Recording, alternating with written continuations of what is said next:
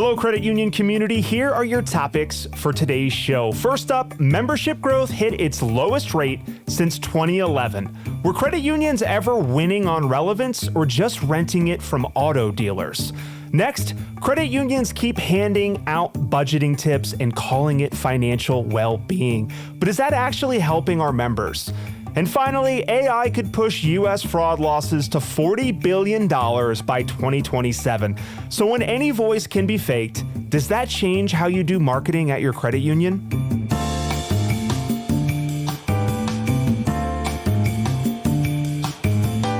Welcome to Grow Your Credit Union, the podcast that fosters the growth and development of current and future credit union leaders by facilitating challenging discussions and presenting solutions to industry obstacles. I know you didn't ask for our mission statement, but I gave it to you anyways. I am your host, Joshua Barclay, and remember, if there's anything you want us to cover on the show, reach out to us at info@growyourcreditunion.com. Okay, my co-host is in the building. Let's bring her on. Becky Reed, hello. Howdy, y'all. Howdy, Becky. Becky, for banter today, I want to let you know I'm going to Los Angeles this week. I wrote a script that I started in 2017, and I'm going to read with actors and actresses at a studio. And it got me thinking, I started this script back in 2017, did 6 drafts of it. So worked pretty hard on it. Then got into marketing and decided, okay, I'm transitioning out of movies. I don't want to do this stuff anymore. I'll do something safer, get into marketing. And then kind of brought the script back a year ago and started writing with a friend. And it got me thinking, Becky, what is something that you started that you still feel like you have to finish? My book. So yes, I have written a book, but it is not about what I originally thought I'd be writing a book about. So I have started a fictional book multiple times since I was a teenager. So going way further back than 2017, my husband keeps telling me you need to write the book. And I've gotten a couple of chapters in, but then I lose interest. I don't really think about where it's going. I'm not really good at having an outline of the whole book. I kind of just start writing. And then I just lose interest because I'm not really sure where this is going. The first book I actually wrote start to finish was the Credit Unions and DeFi book. That kind of gave me a little bit of an inspiration to write the fictional book finally. So, yep, that's on my list. I've got to get that done someday. All right. It's on record too now. So right? Don't make me talk to you about this in a year or two. I'm going to hold you to this. Even if you never publish it or it never goes anywhere, you just got to finish it. Yep. There you go. There you go. All right. I'm not going to be your dad today, Becky, but I'm going to yell at you in a year. I'm going to mention this 1 year from today, June 16th. We're going to talk about this again. Okay, let's bring out today's guest. He's the Vice President of Marketing at Affinity Federal Credit Union, Ryan Marosy. Welcome to the show. Thank you for having me. Appreciate it. A recent creditunions.com article by Rebecca Wessler lays out an interesting stat. Credit union membership growth fell to 1.88% at mid-year 2025, which is the lowest rate since 2011. Citing Callahan and Associates data, Rebecca notes that in 2022 and 2023, credit unions were adding more than 5 million net new members a year. That number is now 2.7 million and falling. Rebecca points something out that is very interesting. She thinks that the record-breaking growth years were one-hit wonders sourced through indirect lending, meaning auto dealers were doing the work, not credit unions. Ryan, do you buy her thesis that credit unions are renting their relevance from auto dealers? Not entirely. The data is correct, but I think her conclusion is partial. Credit unions were testing a new channel in 2022, indirect lending. That was a byproduct, in my opinion, of COVID, right? You used to get all your growth in person, these seg relationships with large institutions. You'd have employees there. You get to cross-sell them, the membership, the benefits of a credit union in general. You'd get a lot of growth that way. COVID eliminated that channel overnight. You also push people to do digital banking, right? So this whole in-person type of banking mindset was forced equally overnight to move digital, right? So I was already using a mobile app. I was already doing these transactions online. But there's a generation that's like, I want to do it in person. I don't trust the technology. So now those people are forced to use digital channels. I really think the bigger culprit was traditional channels dried up. And then these fintechs that were built digital first, your SoFis, your Chimes, exploded. I met Chime last year had 1.5 million members growth, and SoFi was over 3 million. So that to me is really the story. People are going to these other avenues that didn't really exist before COVID or weren't really enticing before COVID. We just happen to test a new channel at the same time. And I think credit unions learn quickly that I can get a lot of members through indirect. Converting those members into us being their primary FI or even their secondary FI, very hard to do. And they started to pull back and said, this is a lot of money up front. I'm losing the person in 18 to 36 months because a car auto financing does not actually equal a real relationship. And it's hard. It's hard to convince someone to switch everything over.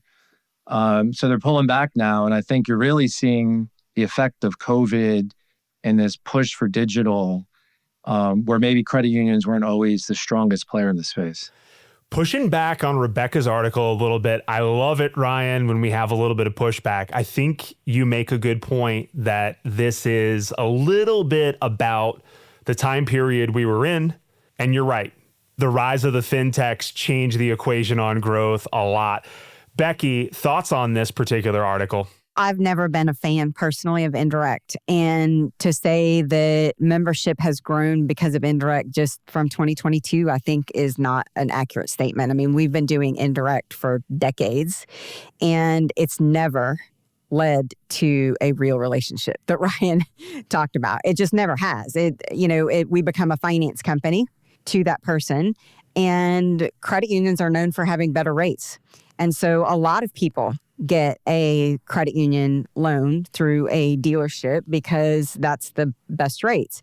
But that's not necessarily where they have their full financial relationship. Now, the interesting thing is that Ryan brought up SoFi and Chime, and I was actually putting in ChatGPT while he was talking, where their growth is coming from and what percentages. And he quoted it actually verbatim what ChatGPT just told me. And so, my thought process was, well, those people have to be going somewhere, right? So where are they going? Well, that's where they're going. And why are they going there? And it's because of ease of access, right? Because it's easier to go there. The user experience is better. As a matter of fact, Chime and SoFi both consider their accounts holders members. You're a member of Chime, and then, they're not a financial cooperative, and they're really a banking as a service platform, right? Because there's a bank on the back end, and they're just a slick fintech front end. SoFi, same. And so, and they don't really lead with loans. They lead with a high yield checking account. That's what they yield with. Chime led with get your direct deposit a day sooner, right? Because they just didn't warehouse ACH, which, by the way, credit unions have been doing for decades, but we never advertise it. We never talk about it. We don't talk about our differentiators. We just talk about we have better rates than banks. We're just a better bank. We're nicer than bankers. And, that doesn't fly anymore.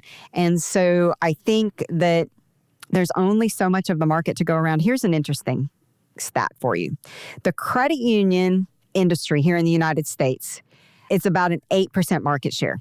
We range from about 6 to 8% historically. That hasn't changed in forever, ever. We've never gained more market share than 8%.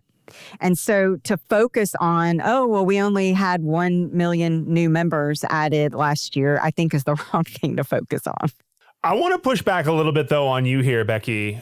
And both of you, really, because Rebecca, both of you made good points. I think they're valid. I think, Becky, your comment about indirect really wasn't the growth driver. I agree with you. Credit unions have been doing indirect for a long time. But Rebecca does say something, though, that I think maybe you can agree with. I think we can all agree with here, which is she says, though, credit unions have been renting their relevance from other channels. And I don't think at the end of the day, you can nitpick things about her article, but I still think she's right.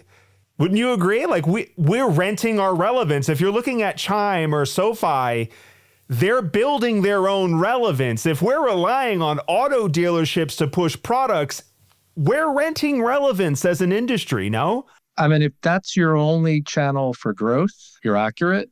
But any organization, you shouldn't put all your eggs in one basket. You should be growing organically, word of mouth, through paid acquisition, through indirect channels, through community-based event partnerships, like the whole gambit to really ensure that you're going to have sustainable growth.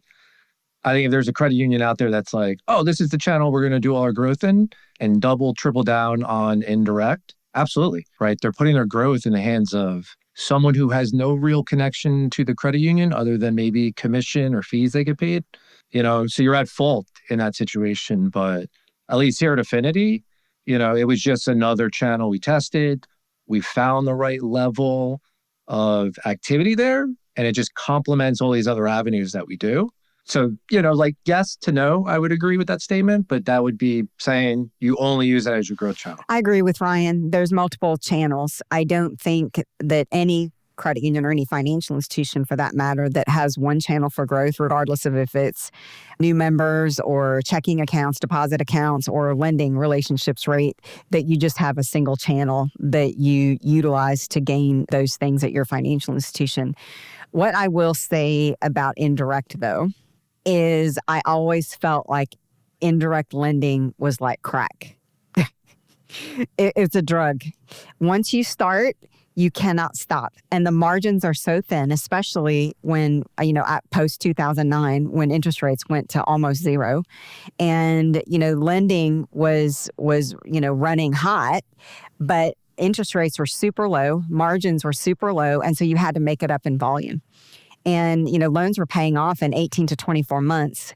And that is a very rapid turnover of your loan portfolio. And the only way you can even grow that portfolio was through indirect. But once you stop it, it comes to a screeching halt. And your margins are thin already. And then delinquency starts to, come into play after about 12 months, 13 months. And, now you're dealing with charge-offs with a member you achieved through no relationship. So they don't care if they pay you or not. And so it's really a vicious cycle to get in with indirect. I've never been a fan of it. I understand why credit unions want to use it as a channel because at least you're reaching the people at the dealerships. But I've always felt like it's not the best channel to rely upon for members or otherwise.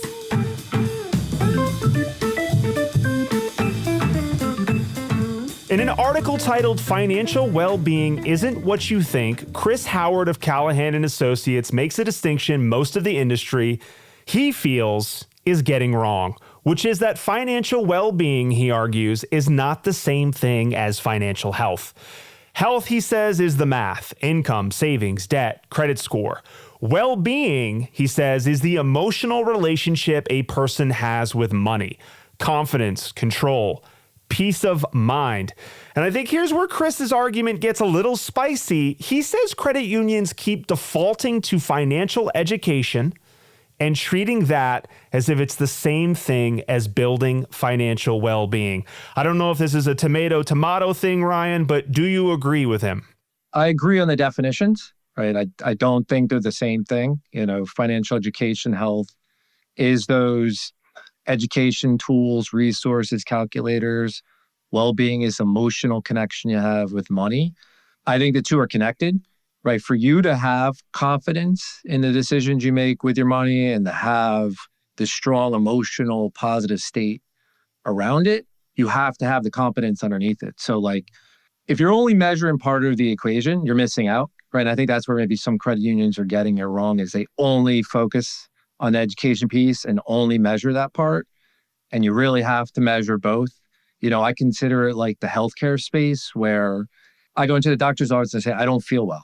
I think I have an injury. And they go, okay, I'll take in consideration your feelings, Ryan, but we're still going to look at your biometrics. I'm still going to look at your blood work. We're still going to run some tests. We're going to get your lab results.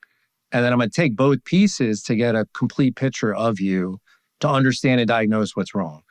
And I think it's the same thing, right? If a credit union is only measuring well-being or only measuring the education piece, they're not going to get the whole picture of the member. And at the end of the day, they're going to fail, right? So I think he has The definition's right. I just don't think credit unions are measuring the entire picture is maybe where they're falling short. And do you think, Ryan, that's kind of what he means? Because I find it very intriguing what he's saying, but I'm also kind of like, I think you're right. I think what he's trying to say, and correct me if you feel the same way or differently, is the two pieces, like you said, we're doing the education, but there's that well-being, that mental health component that we're lacking. Is that kind of what you see? Kind of. I think he was like convoluted at getting that across in the article. I think that's what he was trying to do, at least.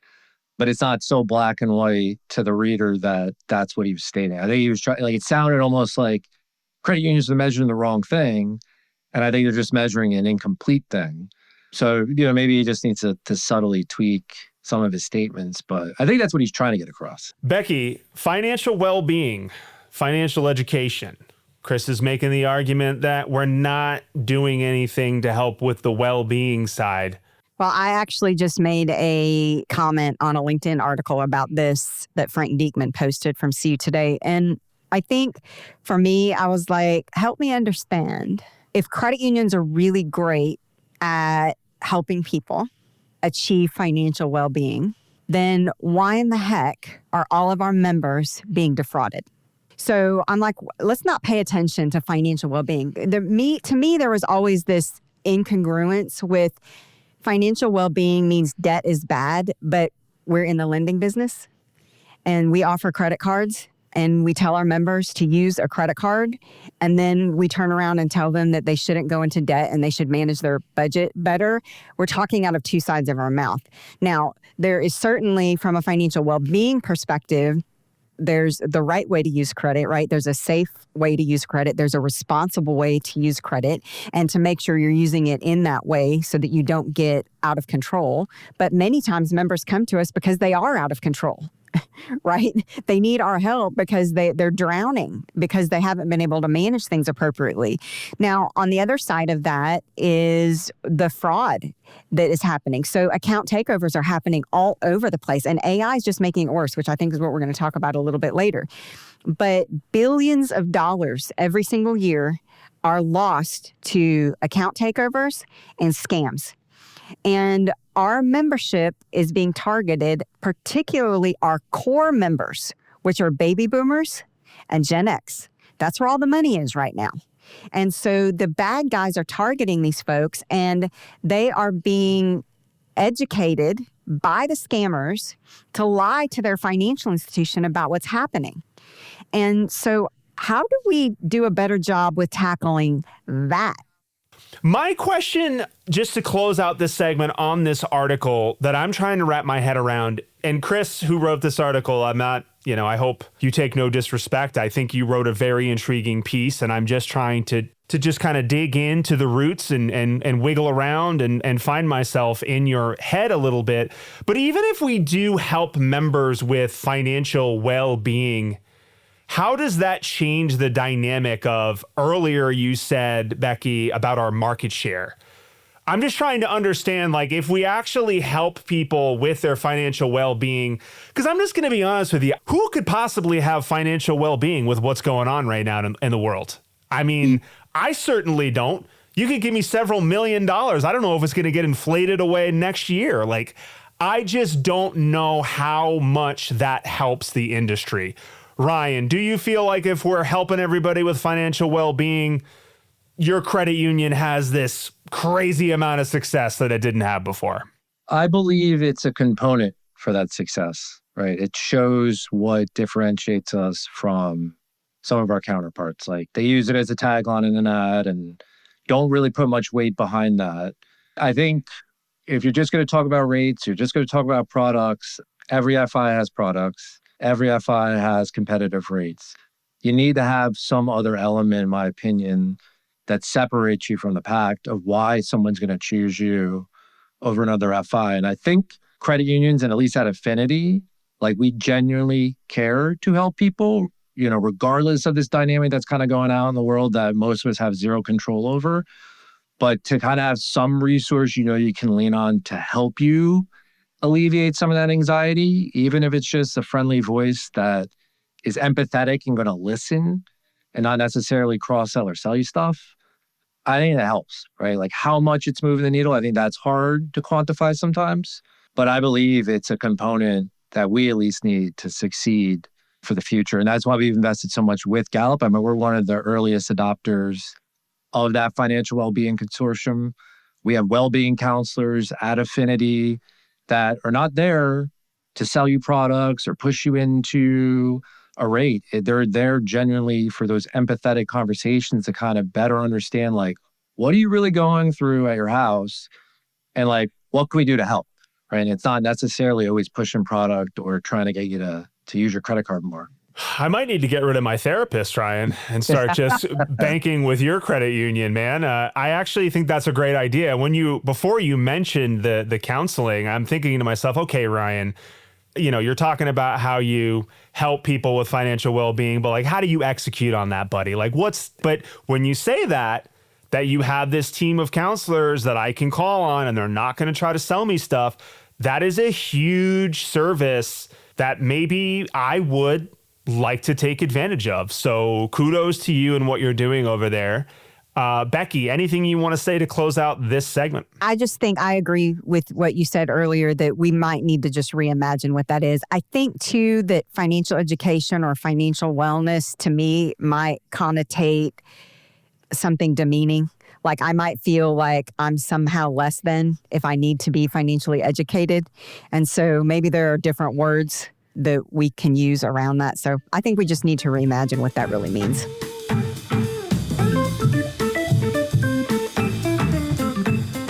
In an April CU Times piece, Sean Ferguson of Origins opens with a number that should be a little bit eerie, I think. He cites Deloitte analysis, and he writes that Gen AI is on track to push U.S. fraud losses from $12.3 billion in 2023 to $40 billion by 2027. That's a 32% compound annual growth rate.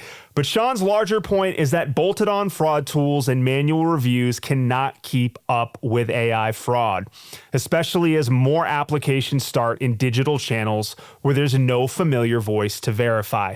Ryan, I changed the question that I was going to ask you because I didn't really like it.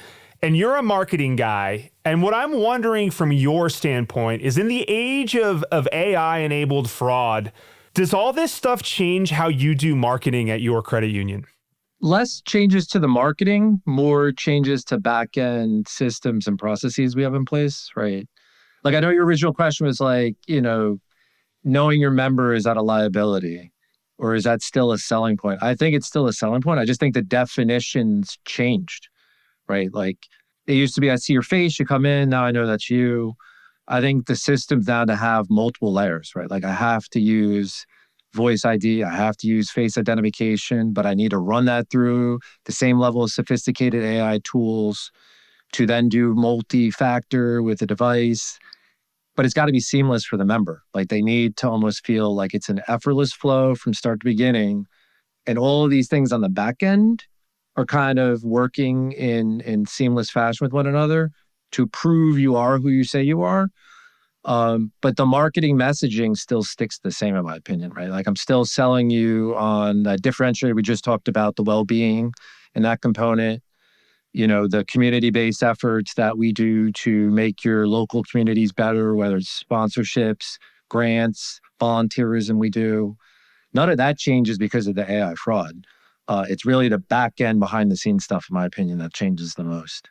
The back end, I would agree. What else changes with AI fraud? And I will say, I talked to your boys over at Pure IT, and I told them that when I started in this space 5 years ago, cybersecurity IT was not sexy. Like, they were kind of the weird guys at the lunch table, like over in the corner. And now all of a sudden there's all this new interest in cybersecurity and IT because of all this AI enabled stuff. So bringing this back over to you, Becky, what's really changing that you're seeing right now with all of this?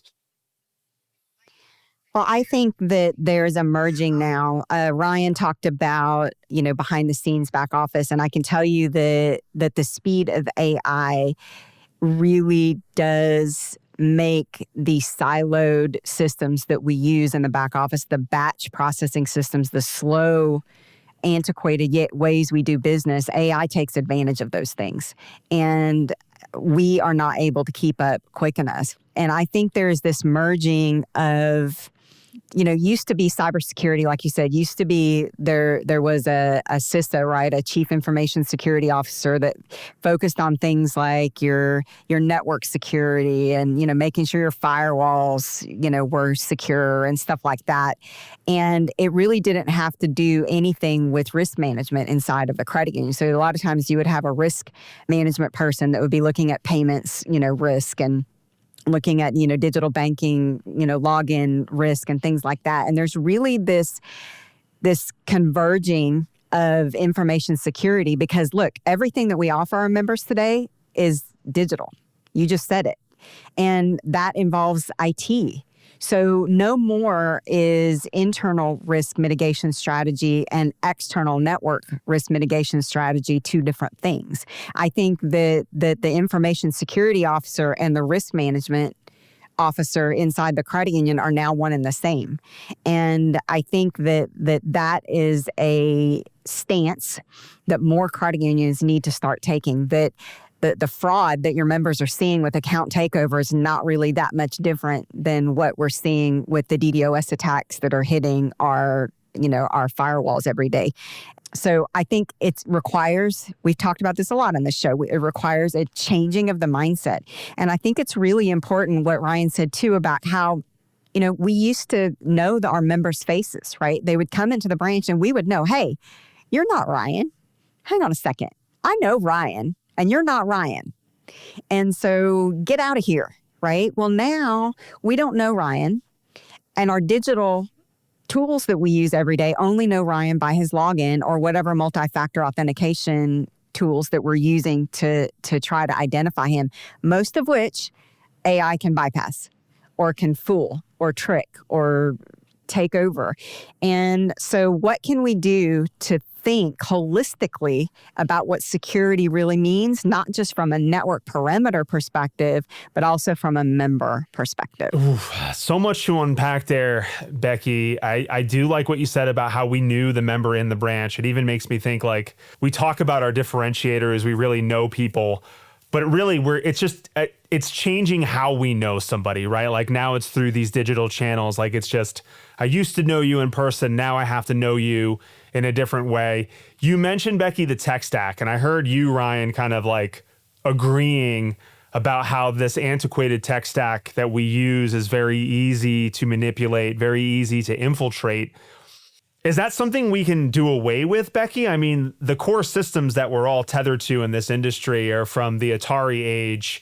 And even the cores that people are like, oh, I got a brand new core. It's so cool. It's like, no, dude, your core that you're telling me is new is like a 1988 like Pontiac Fiero or something. It's like, it's still not new and it's still not that tech savvy. So are we going to have to transform our tech stack? Can we even do that, Becky? Like what? So there is massive, massive disruption that is headed our way. Massive. And the reason there's massive disruption heading our way is because AI is writing AI. Claude is writing its own code to grow and to learn and to expand. And our systems in the banking industry, this is a banking industry problem, by the way. This is just not just a credit union problem. The banking industry is so far behind because of all the things you just mentioned. ACH is processed with a batch. It's an XML file, for goodness sakes.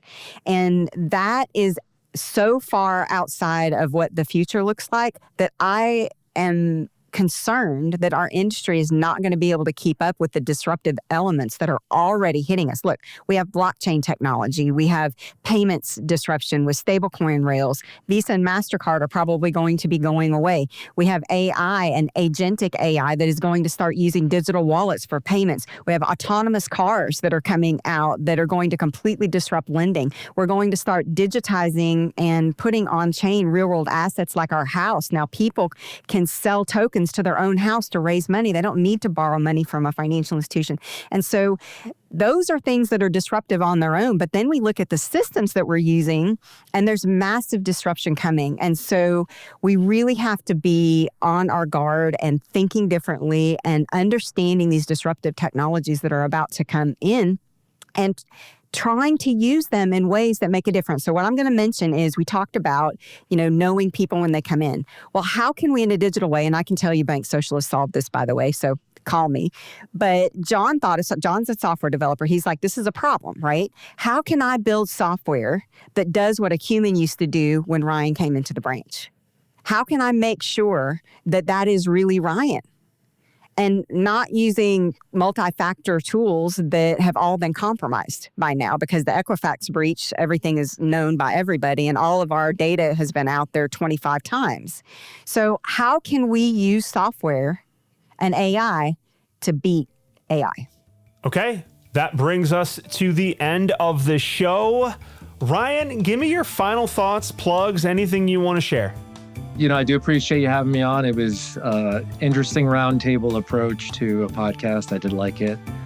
I would just say, if you're out there and you're not a member of a credit union, at least do some research and understand why we exist and what separates us from FIs and fintechs. And that's it. If anybody wants to get in touch with you, Ryan, how do they do that? I'm pretty easy to get in touch to. Email, Zoom if you could get into our Zoom workplace, but probably LinkedIn is the most appropriate channel. So by all means, if anybody's out there has a question, comment, wants to engage in a conversation, I'm always open to meeting new people and having different perspectives on stuff. So, Becky, final thoughts. I think it is so important for credit union folks to understand what's coming. And I understand you get stressed out. Josh, you're like, oh my gosh, this is stressing me out. Well, let's not be stressed out. Let's learn about it and try to figure out how we can at least stay in step with it if we're not going to be able to get ahead of it. And so many folks in their strategic planning sessions that are coming up this third quarter, some of this stuff is not on the radar.